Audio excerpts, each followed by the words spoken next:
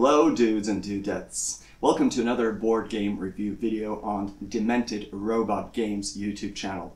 My name is Boris, and as always I'm here to show you a game and explain how it works and help you make a decision whether you are interested in this game or not. The game we're taking a look at today is called Istanbul. Is this little guy here. This is a light Euro game released by Pegasus Spiele, designed by Mr. Rudiger Dorn.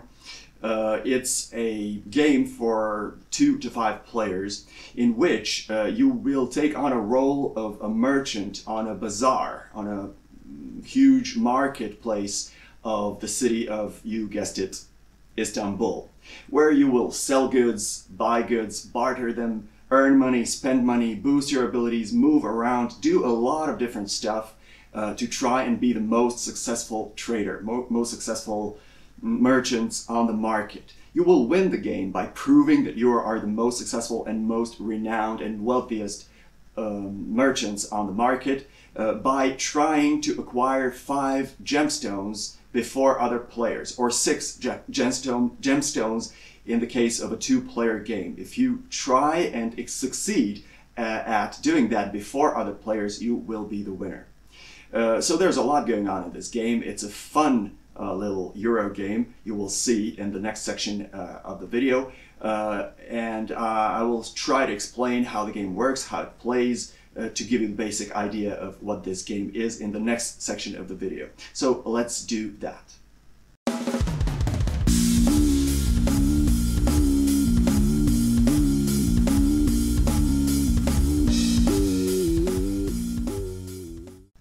Okay people, this is the game of Istanbul, the way it looks when it's set up and ready to play. Now I've already placed components belonging to 1 player. I just didn't want to complicate the situation on the board. I've played 4 fictitious players here just for the sake of you guys being able to look how it, to see how it looks, but essentially this is what every player will get. I will explain that later. So the most interesting part of the setup is this modular board here. As you can probably see, it consists of these separate modular boards, each of them representing 1 location on this market, because the board represents a market. These locations are going to be placed randomly. There are several options for the setup, but I really honestly do recommend that you randomize the setup, because that's the essence of this game. The game will surprise you by a different layout of this market every time, and that will change the game for you. There lies a huge replay value of this game.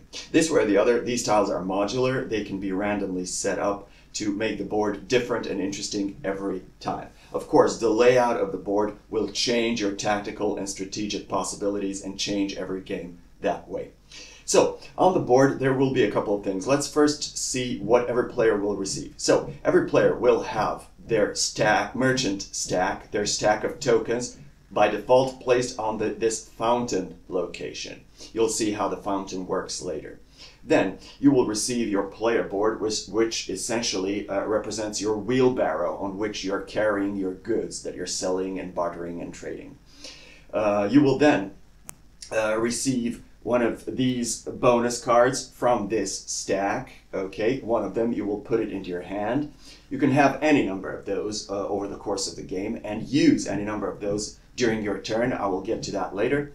You will determine the first player, and according to the player order, everybody will receive their starting money. The first player will receive 2 lira. Money is Turkish money, lira, in this game. The second player will receive 1 more, the next player 1 more, and so on and so forth. I only put these tokens just so that you can see the values of 1, 5, and 10. But essentially the first player will have 3, then the next 2, sorry, the next player will have 3, the next will have 4, and so on and so forth. You will put these dice somewhere where everybody can reach them. They will be used over the course of the game. You will place these 4 guys in the police station. These little cylinders represent your family members, criminal family members, basically, who are arrested, who are in jail. Over the course of the game, you'll be able to free these guys from jail and send them to do errands for you all across the board. And then finally, we have these little tiles in several spots. I'll explain how those work later. Then we have these two guys. This is the governor, the purple guy with this sticker on him. That's the governor. And this black guy with this sticker will be the smuggler. You will be able to encounter these guys over the course of the game. I'll explain that later. And then finally, you will place these gems in several locations on this market. These gems are very important because that's how you win the game. Whoever has 5 gems, whoever is the only guy who has 5 gems, or 6 in the case of a 2-player game, will be the winner of the game, but we'll get to that later as well.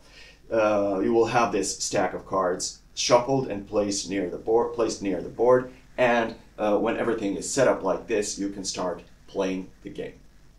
Now, the structure of the turn for every player consists of 4 different phases. The structure of the turn is relatively easy, mechanically speaking.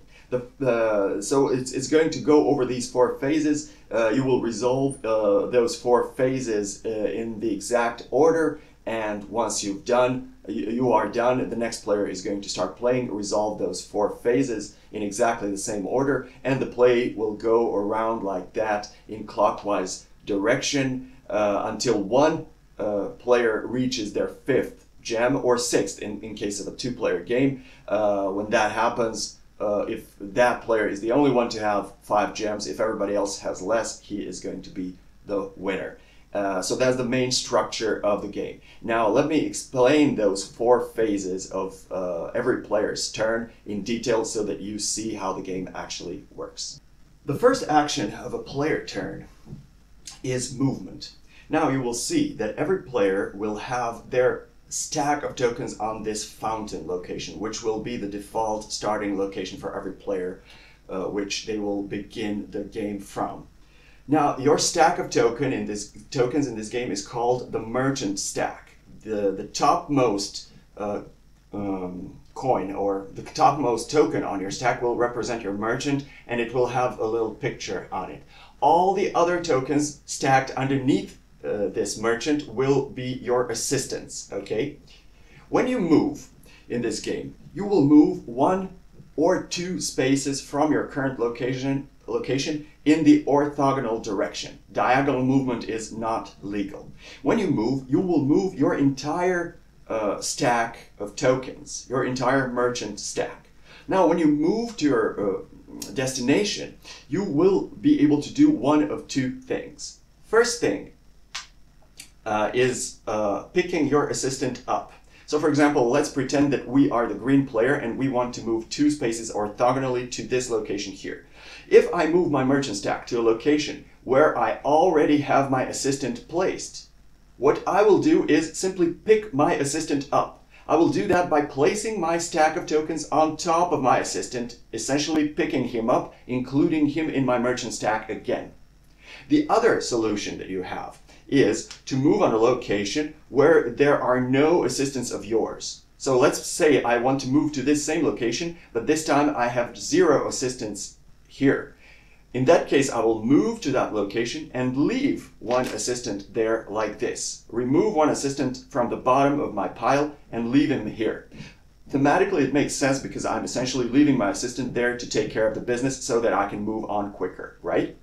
So when you move to your destination location, you either pick up an existing assistant of yours, or you leave 1 if there are no assistants of yours previously at that location. If you choose not to do any of those 2 things, or you cannot do any of those 2 things, your turn immediately ends, which you will be avoiding most of the time because you don't want, this game is a race, as you will see later, and you don't want to be wasting time.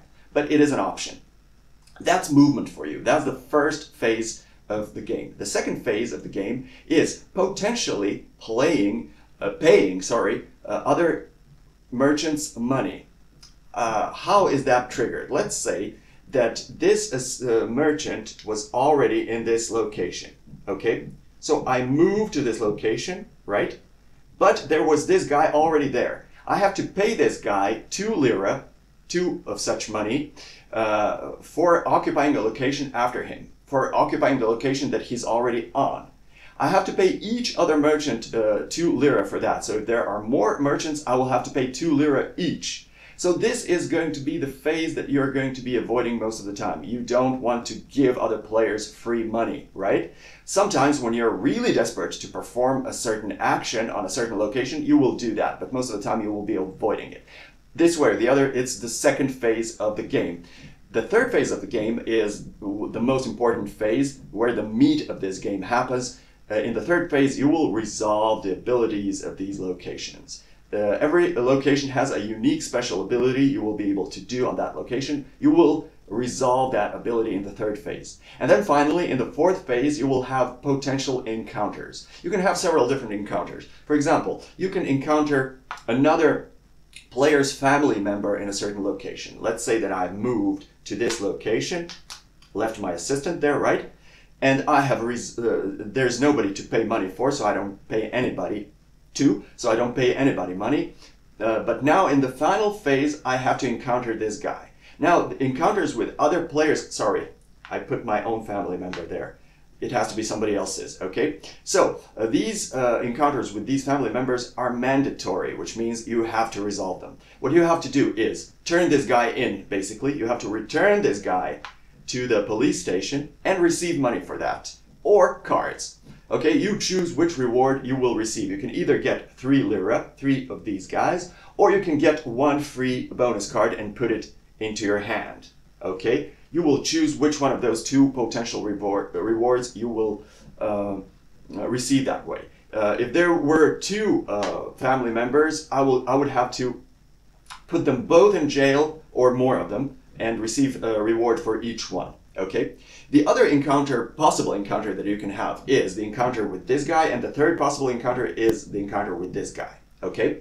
Now these guys here, the smuggler here and the governor here, are optional, which means that if I land on a location with one of them, I get to choose whether I will encounter them in the fourth phase. I do not have to encounter them if I don't want to. I can just ignore them. But if I choose to encounter, let's say, this smuggler guy, the first thing I will do is do one of 2 potential things. I will either buy a good from him, increase that good on my wheelbarrow, and pay him 2 of these guys, 2 lira, to get that good, or I will decrease one of my goods in order to get any other good. Basically, I will barter with this guy, in which case I don't have to pay any money. I pay 1 to get another one, right?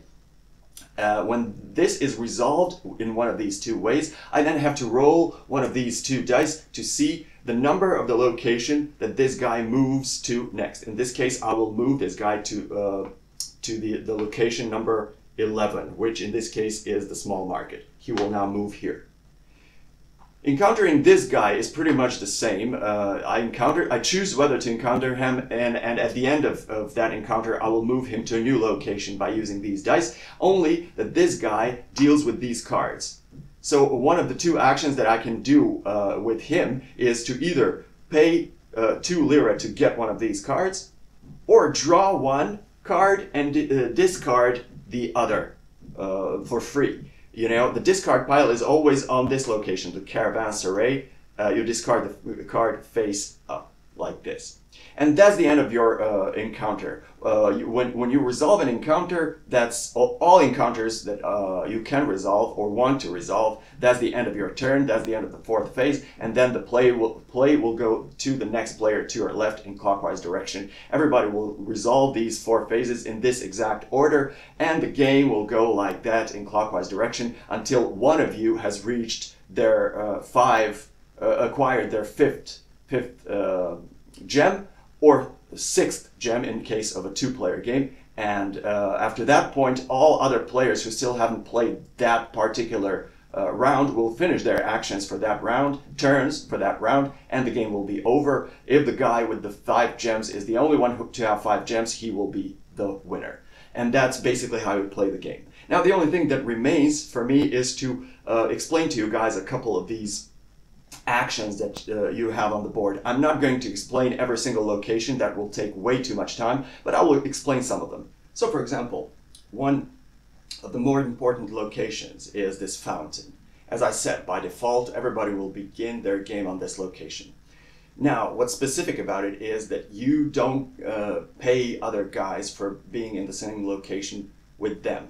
This location is the only exception from that rule. The other thing important is that its special action is that you can summon all of your assistants from all across the board by using this action on this location. So let's say that I have left my assistants, let's say here. Okay. And then I came to the fountain.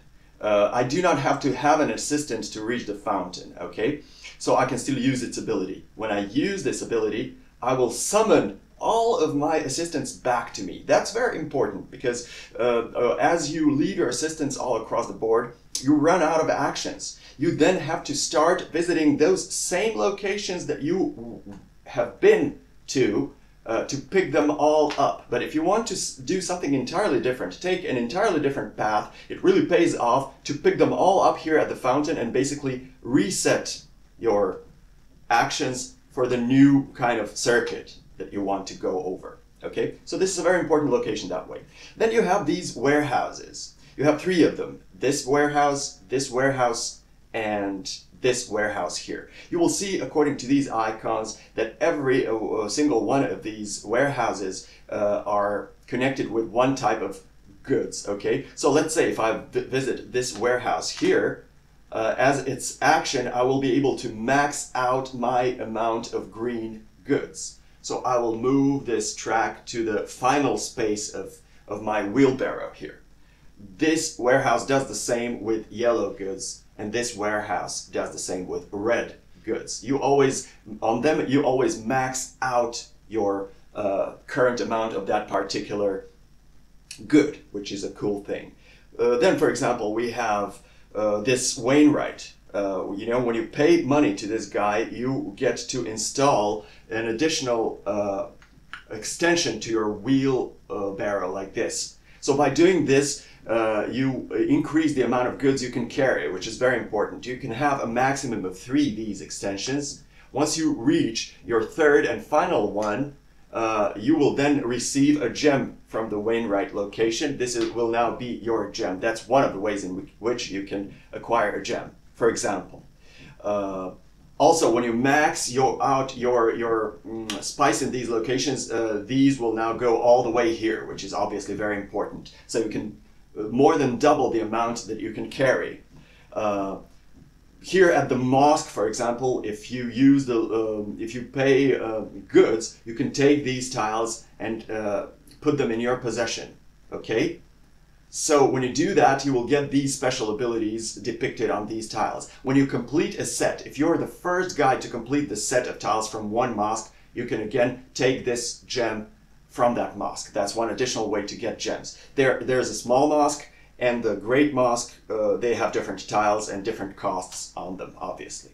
Then you have these markets. Let's say you have a small market and a large market. On these you have these tiles that represent demands. When I come to this market, okay, I will have to meet this demand. It has 5 pieces of 5 goods on it. I can complete it completely or just partially, doesn't matter. Depending on the number of goods I sell from this demand, I can get certain amounts of money. The more I sell, the more I will get, of course. When I fulfill that, I will place the current tile at the bottom of this pile. There's the large market. It essentially does the same thing, only these demands are more difficult to meet, and but they will give you more money. And there are several more locations. I really don't want to get into all of them. The most important ones being the gemstone dealer and the Sultan's Palace, because these are the main places where you will get your gems, right? And those gems are the victory condition, right? At a gemstone dealer's, you will spend money to get these gems. You will always spend the amount of money that is uncovered. But each time you gain a gem, you uncover a new price. So as these gems are being acquired, they will cost more and more money, right? The same happens essentially at Sultan's Palace, only here you will pay with goods. But as you uncover these gems by acquiring them, they will uncover more goods that you have to pay, so essentially these gems will be more and more expensive. And that's basically how I play the game. I haven't explained every single action from these locations, but you get the basic flavor of the game, the basic idea. So you're essentially moving across the board, spending your assistants, picking them up again, basically building a circuit, building an engine for yourself so that you may try to win the game. And that's the way the game works. In the next section, I will tell you what I think about the game and why, if you want to listen to my opinion, of course. Okay, people, now you've seen how the game works. As you see, I was able to show you the game really quickly, which tells you something about this game. It's really quick and easy to teach / learn, which is definitely one of the good things about this game. But I'm jumping ahead of myself a little bit here. What I have to tell you is that I really, really love this game. I may be boring to you guys because I'm constantly loving games that I am reviewing, but obviously my collection consists of games that I do love, okay? So, I really love this game for so many different reasons. I'm actually afraid this video will be way too long if I mention everything, but I will try to be as concise as I possibly can. So the first reason I've already mentioned. I love how simple this game is to teach / learn / set up / get into, okay? You can set up the game and teach a bunch of new players in a couple of minutes and start playing it. And the fun part about it is that you will not have an advantage just because you are just because you've played the game before and they haven't, okay? This game allows that equality, so to speak. Second of all, the game is really fun to play. The fact that it's simple to teach and learn and play, and the fact that it will not fry your brain while you're playing it, the fact that it's an easier, lighter Euro game doesn't mean it's not fun, because for all its simplicity, it has a ton of strategic and tactical possibilities here. There's a lot you can do, a lot of decisions that you get to make. Now, the movement system is ingenious. It's the main part of this game. How you have to lead your assistants everywhere you go, and then you have to start picking them up, which limits your movement, okay? So the game stimulates you to create this really efficient and powerful circuit engine. Essentially, this is an engine building game for the most part. You have to build this engine to visit these locations that are really synergizing, you know, that really have some sort of synergy together, because otherwise you're not going to win. Okay, so the movement, the limitations, the engine building concept, how fun everything is, how rewarding every action that you get to do on a location is. It's incredible. Even if you're losing the game, even if you're dead last, each time you perform a location, it's somehow rewarding, you know? So the game is super fun to play. It's not too long either, very quick, very dynamic. There's very little downtime, so you can play with larger player counts. Great, great game, really. Everything looks beautiful. Components are beautifully illustrated, beautiful artwork, high component qualities, and above all, let me tell you, huge money, huge value for your money, okay? Because this game is really affordable, okay? There are card games out there that cost more than this game, and this is a full-fledged board game, mind you. So the value for money is huge, okay? Almost everything about this game is great.